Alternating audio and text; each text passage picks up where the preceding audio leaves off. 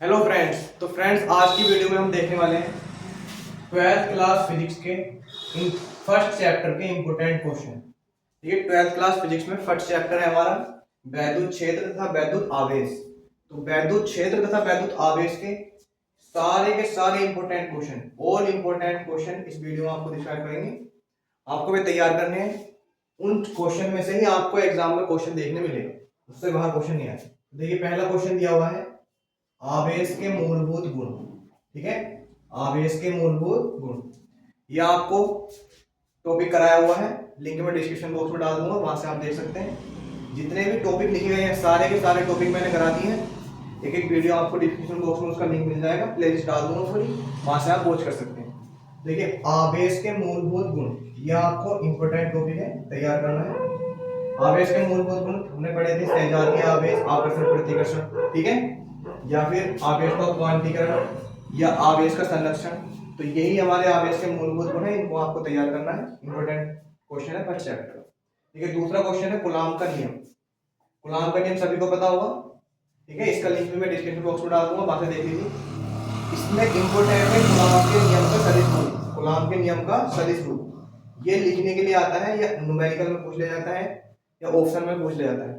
तो इस पे कूलॉम के नियम की परिभाषा और सदिश रूप पे ध्यान देना है। कैसा रूप? सदिश रूप, ठीक है, वेक्टर वाला रूप। तीसरा क्वेश्चन देखिए, तीसरा क्वेश्चन है वैद्युत क्षेत्र की तीव्रता E बराबर F अपॉन Q, ठीक है, न्यूटन प्रति कूलॉम। तो वैद्युत क्षेत्र की तीव्रता, इसकी परिभाषा और ये वाला फॉर्म, ठीक है, इस पे इंपॉर्टेंट ध्यान देना। चौथा क्वेश्चन है वैद्युत बल रेखाएं। वैद्युत बल रेखाएं और इनके गुण। वैद्युत बल रेखाएं और इनके गुण, ठीक है, प्लस आवेश से चलकर माइनस में समाप्त होती हैं। ठीक, ये सारे प्रबल क्षेत्र, ज्यादा अगर रेखाएं हैं तो क्या करती हैं? प्रबल क्षेत्र। कम रेखाएं हैं तो दुर्बल क्षेत्र। जितने भी गुण हैं, दो रेखाएं एक दूसरे को नहीं काटती हैं। तो जितने भी गुण हैं आपको पढ़ने हैं, इंपोर्टेंट क्वेश्चन है, कई बार एग्जाम में पूछा गया। अगला टॉपिक है द्विध्रुव आघूर्ण, P बराबर Q2L, ठीक है, द्विध्रुव आघूर्ण। या ये भी इंपॉर्टेंट टॉपिक है, इसको भी आपको ध्यान देना है, क्योंकि इसमें 2L का मान डायरेक्ट दिया होता है। हमें दी होती है दोनों के बीच की दूरी, तो वो हम डायरेक्ट सोचते हैं L का मान है, लेकिन वो 2L का मान होता है, इसलिए इंपॉर्टेंट टॉपिक है। इसका लिंक मैंने डिस्क्रिप्शन बॉक्स में डाल रखा है, वहां से देख लीजिए, इसके बारे में बताया हुआ है डिटेल में। देखिए, अगला क्वेश्चन है हमारा द्विध्रुव की अक्षीय स्थिति और निरक्षीय स्थिति में वैद्युत क्षेत्र की तीव्रता।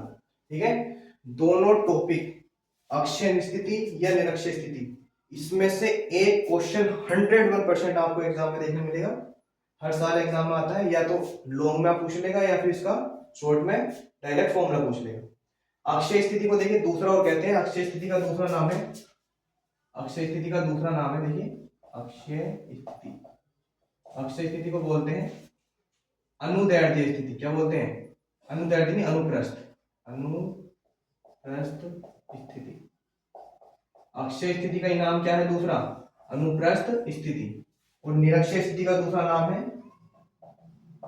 निरक्षीय स्थिति। निरक्षीय स्थिति का दूसरा नाम है अनुदैर्ध्य स्थिति।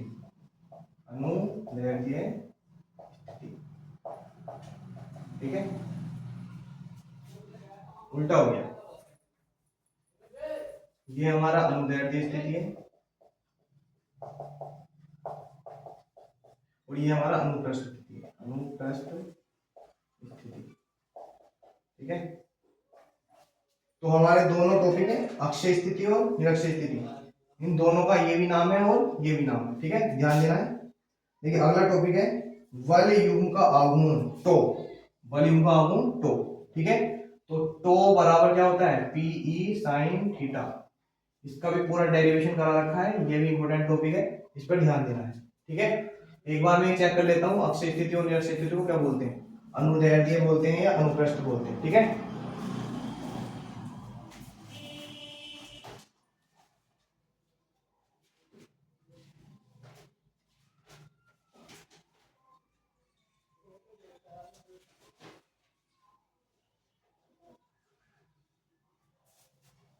देखिए, जो निरक्षीय स्थिति है, निरक्षीय स्थिति को बोलते हैं अनुप्रस्थ स्थिति।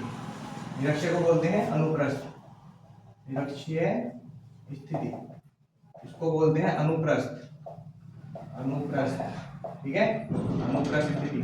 और जो हमारी अक्षीय है, अक्षीय को बोलते हैं अनुदैर्ध्य, अनुदैर्ध्य, ठीक है।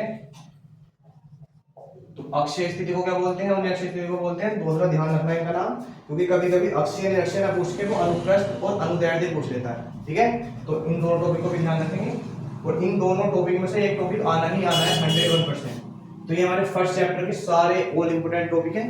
इनसे आपको डेरिवेशन और न्यूमेरिकल सारे तैयार करने हैं। इसमें से ही क्वेश्चन देखने मिलेगा फर्स्ट चैप्टर से, ठीक है। सेकंड चैप्टर के नेक्स्ट वीडियो में डिस्क्राइब करते हैं। तब तक के लिए जय हिंद।